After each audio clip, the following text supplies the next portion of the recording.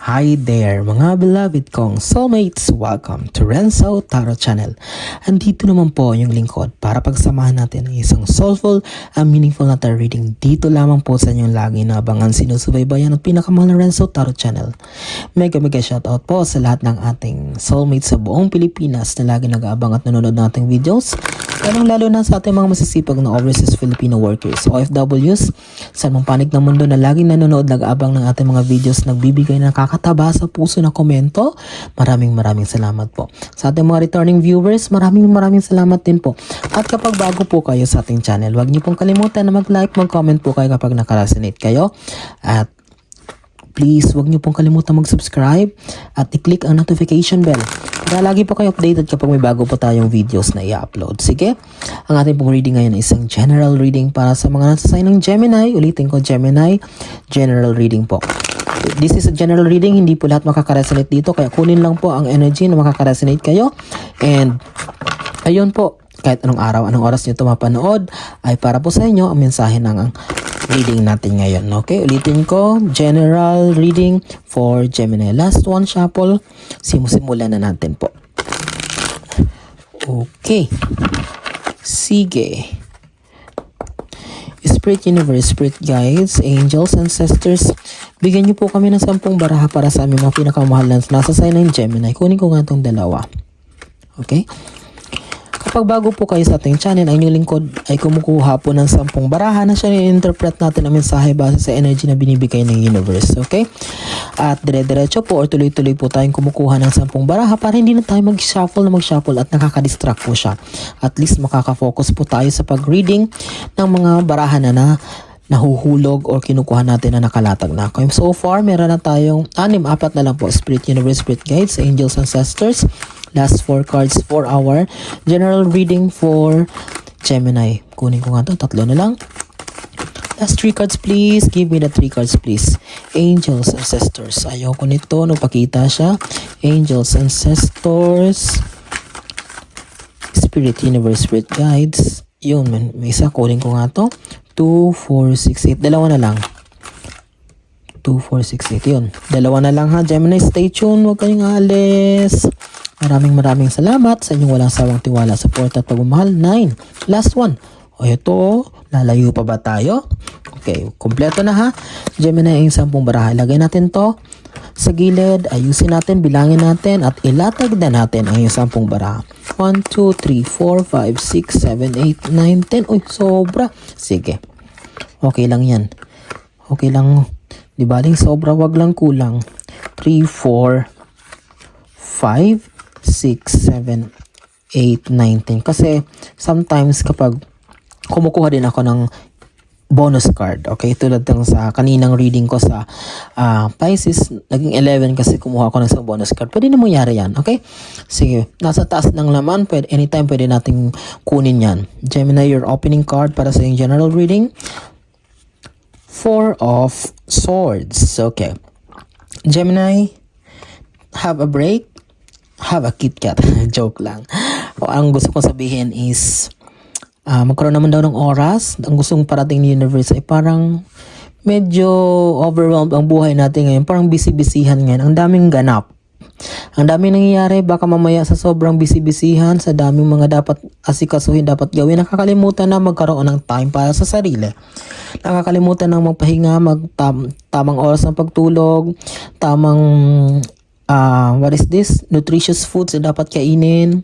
Hindi na, wala nang time para mag-exercise, para magliwaliw. Please, this 4 of Swords, that was the energy na nafe-feel ko, is have time, Gemini. Kasi parang ang daming nangyayari ngayon sa buhay nyo at na-overwhelm kayo, nakakalimutan nyo magpahinga. Napaka-importante na pahinga. Take a rest, take a nap para maka-recharge. Second card mo, Gemini, is the 8 of Cups. Okay. Sige. Ang dami mo daw hinahanap. Okay. Kung tutuusin, Gemini, ang dami mo nang napatunayan. Ang dami ka na na-achieve sa buhay. Actually, may iba dyan, may natapos na kurso na ganito, pasado sa ganito, tapos nag-take na naman ibang course, ganun. Or there are some of you na successful na sa buhay, successful pa sa business, sa career, but still, parang may hinahanap. Ang daming gumugulo sa isipan na gustong mangyari. Hindi pa makontento, at the same time, you are searching for more. Okay? Please don't take my sinasabi ko na negative ha, baka ma-misinterpret yung sinasabi ko na hindi mo kontento. No, ganyan lang po talaga ako magsalita. But ang gusto ko sabihin is that kayo yung tao na unstoppable or talagang hindi tumitigil na hindi makamit ang pinapangarap, lalo na kung gustong-gusto mo na to. But this card is just showing na so far, marami ka nang na-achieve sa buhay. But still, the situation is that may mga gusto ka pang mangyayari or parang makadagdag pa dito sa collection of cups na meron ka. Speaking of cups, diba? Ace of Cups. Okay. Ngayon, sinagot tayo ng baraha. Walang masama sa ganyan. If kung gustong-gusto mo talaga yung Gemini, di pagpatuloy mo. Kasi pinakita lang ng Ace of Cups that you will succeed or you will be happy kapag nakuha mo yan. Maybe that was the missing piece. Yan yung kulang na lang sa puzzle para mabuo talaga ang buhay mo, ang pagkataong para matuluyan ka ng sumaya o makontento. Then go for it. Okay, walang masama. Kasi pinakita naman ng barahan na Ace of Cups. Makakamit mo naman to. Or talagang darating naman sa'yo yan. Okay? Kung if you have something in your mind, or siguro yan talaga yung hinahanap nyo na magpapasaya sa'yo, then why not? Go for it. The Ace of Cups, the confirmation na magtatagumpay ka dyan or makakamit mo yan. Gemini pang-apat. Ito na naman. Five of Cups. Okay? Pinapakita lang talaga nito na there's an emptiness kasi sadness siya. Grief. Ibig sabihin talagang, sabi ko nga, ang dami mo nung may sa likod ka na 2 cups. May mga achievements ka, kung tutusin, may mga natatapon na nga. Kasi sobra-sobra na. But still, you're sad kasi may hinahanap ka nga. Meron talagang bagay kang gusto mangyari. That's why you're feeling sad, you're feeling lonely. That's why you're searching for more. Kahit sometimes hindi ka na maintindihan ng mga tao sa paligid mo, ano ba talaga ang gusto mo, Gemini? Sabihin mo. Meron ka na, nasa iyo na ang lahat, but still, ano ba? Ano pa bang kulang? Okay? Kasi nakikita ka rin nila na although successful na, although settled na, kung tutusin, meron na, pero but still, parang meron talagang kulang. Okay? Aminin yung Gemini. Ito yung nararamdaman nyo. Meron talagang kulang, merong mga bagay na gusto mo talaga na dumating na para mapuno ang pagkatao mo o makumpleto ang buhay mo. Panglima, nagkanalaman daw sa pera, yung iba nararamdaman itong kalungkutan, may kinalaman din sa pera. But don't you worry kasi Knight of Pentacles, sumarap siya papunta dito. It would be easy na mahanap yan. Napakabilis na darating sa'yo yan. Kung gano'ng kabilis ang kabayo na sinasakyan ng Knights ng sundalo. Ayan, may dala-dala siyang pera. Or this is also this card also signifies success, victory, tagumpay. Ibig sabihin, ito, kung ano man yang bagay na gustong-gusto mo mangyari, magtatagumpay ka dyan at the same time, Gemini, dyan ka nasasaya or yan na talaga ang kukumpleto sa buhay mo pagkatao mo. But, may kinalaman sa pera or kinakailangan, not only may kinalaman sa pera or you need money para gamitin para sa bagay na yan or talagang kinakailangan ng amount of money, big amount of money para mangyari yan. Okay? 6 card mo is sword. 6 of sword. Isa din daw sa nakaka-apekto dito sa kalungkutan mo ngayon is parang nasa maling Gemini, nasa maling what is this? Nasa maling pwesto, nasa maling lugar, nasa maling location ka. Kailangan mo lang talagang lumipat or umalis na dyan. Ayan, mag-move away. Ayan, sumakay sa bangka. Kasi kailangan mo, kung hindi ka alis, yan din yung nakaka-apekto kung bakit hindi ka masaya. Although mataas ang posisyon mo, manager ka na, or you're a team leader, or whatsoever, school head, principal, or what, kung ano man itong hierarchy, mataas na posisyon na kinalalagyan mo ngayon. But if you're not happy, bakit ka pa magtatagal dyan? You need to move away. Kailangan mo gumawa ng action, urgent action. Kung gusto mo talaga maging masaya. Okay? It's because hindi siya healthy. Hindi talaga siya masaya. Although, ang gandang tingnan, nirerespeto ka kasi ang daming cups. Marami ko talaga napatunayan mo na sa community as you are. Talagang dyan ka nag-succeed. Talagang yan yung ano mo. But you are not happy. Hindi ka masaya. You are something or you're longing for more. Okay. Para sa mga bata pa yan o mga bago pa lang na sa bagay na yun, sa venture na yan, you still have time to explore other things or umalis dyan para subukan yung iba. Huwag nang pasasayangin na papahabain pa yung panahon dyan. Mas lalo ka lang malulungkot. Tingnan mo. Kapag di ka umalis dyan, Gemini, kapag pagpatuloy mo yan, patagalin ko yan, paabutin mo pa ng 10 years, 20 years, dyan ka na magpatanda. Hindi lang toxicity, but magbubunga din siya sa miscommunication, magkakaroon ka ng alitan, may involve ka sa mga away ng mga katrabaho mo, kamag-anak mo. Kasi puro toxic na siya. Siyempre pag toxic, hindi na kayo parang magsasagutan na lang kayo lagi. Hindi na maganda yung mood mo everyday. So that's why ripple effect na siya, apektado ng lahat. So, in order you to avoid this confrontation, mga away, alitan na baka lumala pa sa kung saan pa umabot, you need to make an action. Kailangan mo talagang kumilos to move away, or kailangan mo talagang ikaw mismo sarili mong gagawa niyan. Okay? Ayun, no? 8 of Cups. You need to make a move.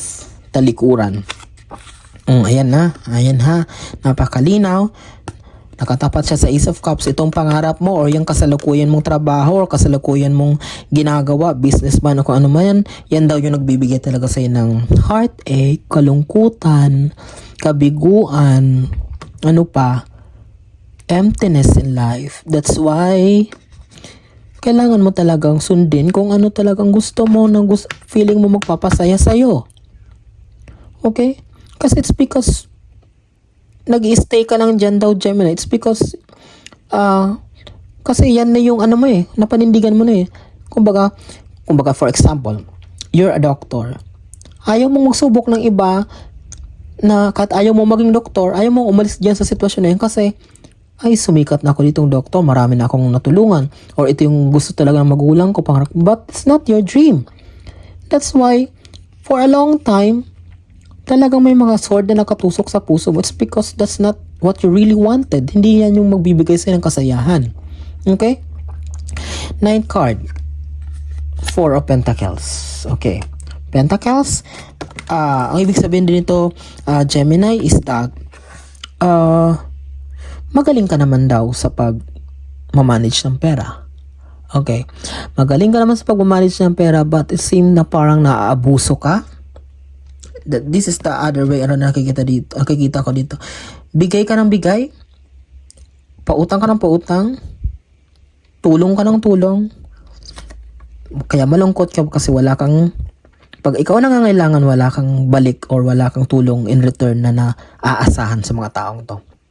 Although hindi ka nag-expect ng balik or ng give back, but nasasaktan ka, nalulungkot ka kasi because you thought na itong mga tao na to, kahit hindi sa pinansyal or hindi sa pera, ay matutulungan ka in other ways. Isa din yan sa kaka-apekto bakit malungkot ka. Okay? That's why, kailangan mo daw baguhin ang mindset mo, lalong-lalo pagdating sa pagtulong or pag lalabas ng pera. Okay? 10th and last card, Gemini. Kailangan mo talagang talikuran. May kailangan ka talagang talikuran na bagay kung gusto mo maging masaya. Kung gusto mo itong mga pentacles na mas dumating pa sa'yo, kung gusto mo pang lumago ang kaperahan mo, although may pera ka naman, kung gusto mong ma-achieve yung pangarap mo na matagal na malayo sa kasalukuyan mong sitwasyon na siya nagdudulot sa'yo ng kalungkutan because that's really your dream, kailangan mong gumawa ng action. Tumayo, kumilos, talikuran ang lahat. Walang masama mag-start muli sa simula. Walang masama na start from the scratch. As long as that thing will make you happy, that's it. That would be the bottom line. Regardless, mapera ka nga, marami ka nga napatunayan, kung hindi ka naman masaya, anong gusto mo? Mapera ka or malungkot ka or the same time, masaya ka naman sa buhay, kontento ka lang sa kung anong meron ka. Diba? Sa panahon ngayon, hindi na kaya. Yes, kailangan natin ng pera to survive. But small, appreciating little things that would make us happy would be the best thing. Okay? Gemini, naway naging malinaw ang ating pinagsamahang reading ngayon.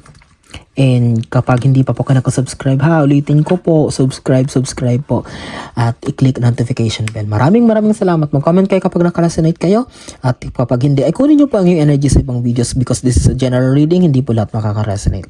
Maraming salamat po sa inyong walang sawang tiwala, suporta, laging panonood. Mag-iingat kayo lagi, pinakamahal kong soulmates, hanggang sa susunod nating videos o reading na pagsasamahan dito sa Renzo Tarot Channel. I love you all, mag-iingat kayo lagi, and God bless us all.